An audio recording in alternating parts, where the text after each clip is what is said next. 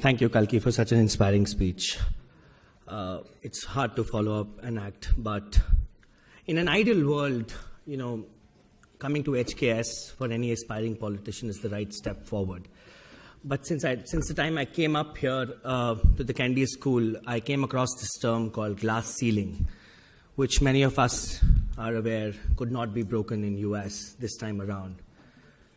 The similar glass ceiling exists for us in India as well when it comes to politics. Without money, muscle power, or family legacy, it is very difficult to enter Indian politics. And that glass ceiling is even more unsurmountable than the Hillary Clinton's election this time. And I don't think that can be broken that easily. But one party in India has tried that. So far, so good. Aam Aadmi Party ran a fantastic campaign for common man. They won Delhi with a resounding mandate and are hoping for another encore in Punjab. We have Prithvi Reddy, national spokesperson of the Aam Aadmi Party, as well as the convener of Aam Aadmi Party in Karnataka, here to share the wonderful story of Aam Aadmi Party and his personal journey of becoming a common man, from a common man to a common man in politics. Without further ado, I would like to welcome Prithvi Reddy.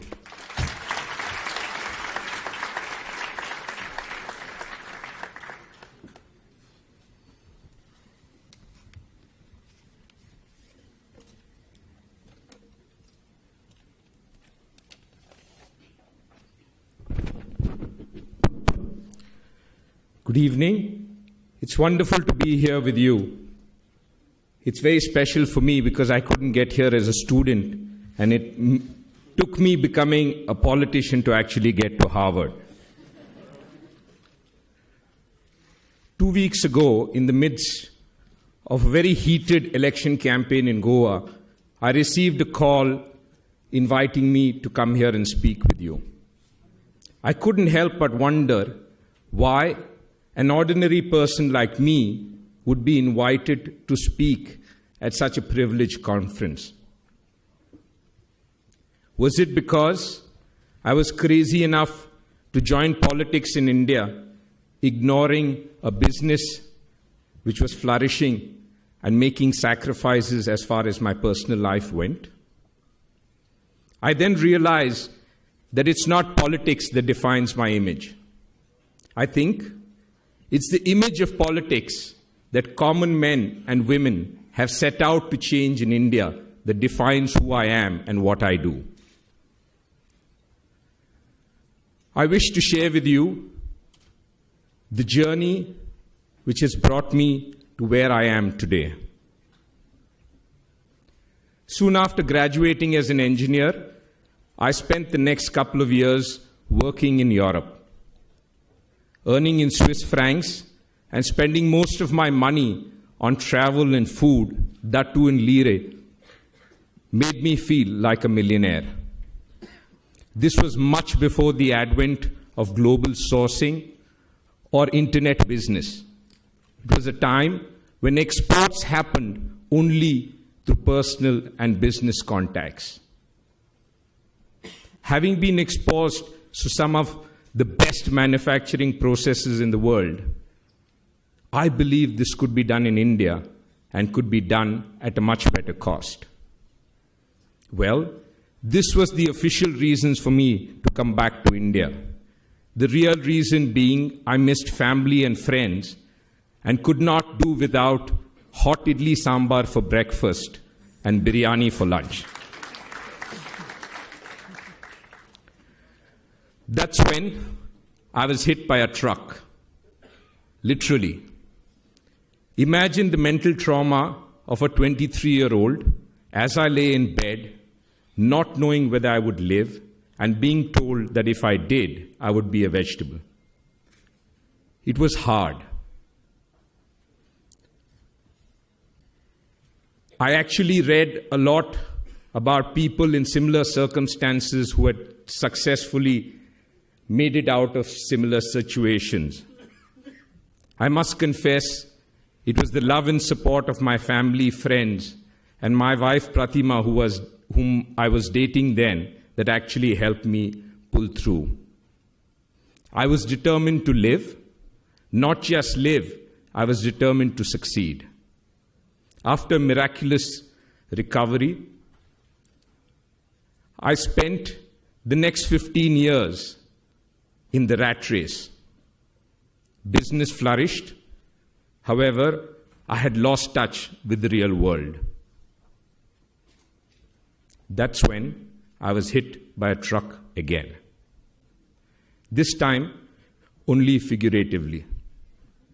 Pratima and I lost our newborn twins to natural causes. It was hard. I actually spent the next 6 months meeting various spiritual leaders to try and find out an answer as to why this had happened. This incident very quickly brought me off the proverbial high horse, not just to the ground, but below the ground. It was timely advice I received from a friend who said, imagine someone had put a 50-pound weight on your back. You must know this weight will not come off. However, over a period of time, you'll gain the strength to carry this weight, stand, and move on. I decided to accept the weight and move on. What my friend didn't tell me, however, was that over the years, that this weight would be redistributed around my waist.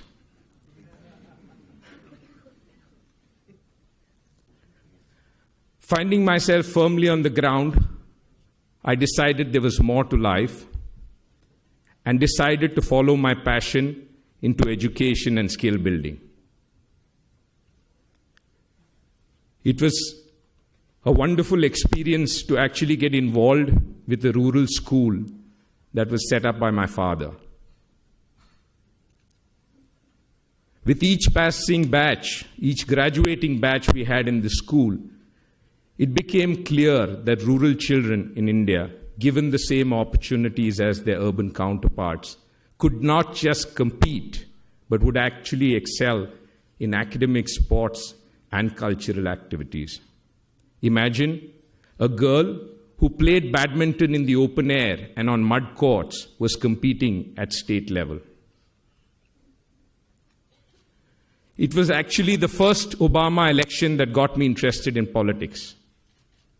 The huge volunteer participation, the $1 crowdsourced election funding, most of all, it signified hope and change.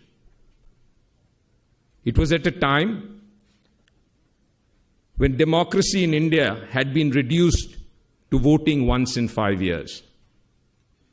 Voter turnout was as low as 50%. Most importantly, this 50% of voters, 80% of this 50% of voters formed a vote bloc, which was influenced by all the wrong reasons of money, muscle power, religion, and caste. Along with a few friends, I founded a citizens' initiative called Smart Vote. Our intention was to increase voter turnout, to help voters find out more about their candidates so that they can make an informed choice. We actually ventured into trying to create a new kind of vote bloc that would be around issues. Very soon we realized that the apathy of voters had to do more with the lack of good choices on the ballot and a political system which was infested with corruption. It was around this time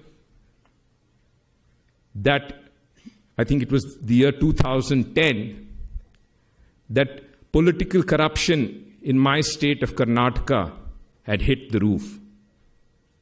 My namesake, the infamous Reddy brothers, their cabinet colleagues, and the then chief minister were looting the state of its natural resources. We founded something called, a citizens' movement called Corruption Saku. Corruption Saku means enough of corruption. This movement then went on to become the state chapter of the national movement India Against Corruption. I had the wonderful opportunity to work with people like Shri Anna Hazare, Justice Santosh Hegde, Arvind Kejriwal, and Prashant Bhushan, along with millions of Indians, not just in India, but around the world, who had come out on the streets protesting against corruption. After 2 years of activism, it became clear, and we were sad to see, that the entire political class had come together to deny us a strong anti-corruption law. We were mocked. We were told that laws are not made in playgrounds, and that if we wanted to make laws, that we would need to fight and win elections. For most of us, it was a very difficult choice. It was almost no choice at all. You must understand, in India, there still continues to be a notion that politics is for the good for nothing. Many of our former colleagues decided not to get into the muck of politics and remain a citizens' movement. I too was very, very reluctant to join politics. It was an interaction I had with a 26-year-old Swedish politician who told me he had dreams of the way his city and country should be, and he thought politics was the only platform for him to realize these dreams. He told me that while I was doing good in running a rural school and my skill building program, that I could only impact the life of a few hundred children. He went on to say that through politics, you can actually impact the lives of millions of children in India. This is what convinced me to join politics. There I was, helping found a new political outfit called the Aam Aadmi Party, with the broom as its symbol to signify our intent of cleaning up the political system. Aam Aadmi means common man. It doesn't really mean poor man. I have a difficulty at times to explain how someone like me who enjoys playing golf can be an Aam Aadmi. There are many things that I'm really proud of about our party and the government. The thing that stands above all is the transformational change that youth power has brought to our party and government. The youth, you must understand, had fresh ideas, out-of-the-box thinking. They were willing to take risks and innovate. Ours is truly a very young party. The highest decision-making body in our party is in its late 30s. Our treasurer is 27. Our organization secretary is 28. The much talked about education reforms is run by a 30-odd-year-old woman. More importantly, in the recently concluded Punjab elections, our star campaigner was an 18-year-old girl from a small village. What youth has brought is truly a change in the way governance is run in India. I'll just give you a few examples. In Delhi, there is sufficient water. However, in Delhi, people paid huge sums of money to private tanker mafias such that they could get this water. When we first announced 20,000 liters of water free per family per month, it was much criticized. We were told that it would increase wasteful consumption. We were told that the government can ill afford such subsidy. The results, however, are contrary. We actually reduced consumption of water by 18% because people were conscious that if they exceeded 20,000, they would pay for the entire water. We also increased the revenue by reducing the theft and improving the metering of water. Take Delhi's hospitals. We have some of the finest super specialty hospitals in the country. However, you had a very strange situation where a person with a common cold or a headache and a person suffering from a heart attack were vying for the same doctors and the same hospital infrastructure. After studying the data, our team decided that we will set up 1,000 mohalla clinics such that people can actually walk to these clinics in the neighborhood and ensure that 90% of the health issues were treated. One of the greatest impacts that the youth have had and helped in our party and government is the social media. A previous speaker was talking about the social media. I think the social media has done a great amount of good for a party like us because it's helped us tide over a finicky media, an erratic media, which can be both a friend and a foe. Recently, the social media outreach of the Aam Aadmi Party went beyond 150 million people. It's helped us to reach out directly to people with our message as well as ensure that we are able to rebut false propaganda. The next big round of challenges and opportunities are there. We have grave problems in India. We've only just started and we have a long way to go. To tackle this and other challenges, my party and I welcome collaboration with experts and problem solvers with open arms. I'm fortunate today, I must say very fortunate, to be speaking at the best education institution in the world and to some of the brightest minds. It's a matter of time before many of you will receive hefty packages from companies either in the B2B or B2C businesses.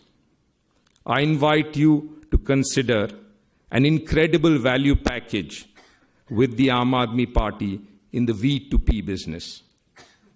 V for we and P for the people. The value you'll derive from the V2B business is an incredible satisfaction of impacting lives of millions of Indians. Not just that, you'll be very proud to have solved some of the world's most grave problems. If you are interested in an opportunity, do contact us.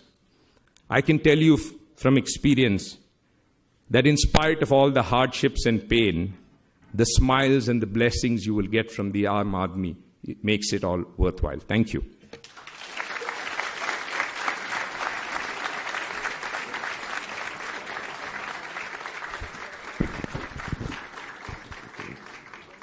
Thank you so much, Mr. Reddy. So before I begin, a little announcement for the speakers. We have timekeeper at the end. Mehak, could you raise the placard? Yeah, so she would be showing you times if you're running over. And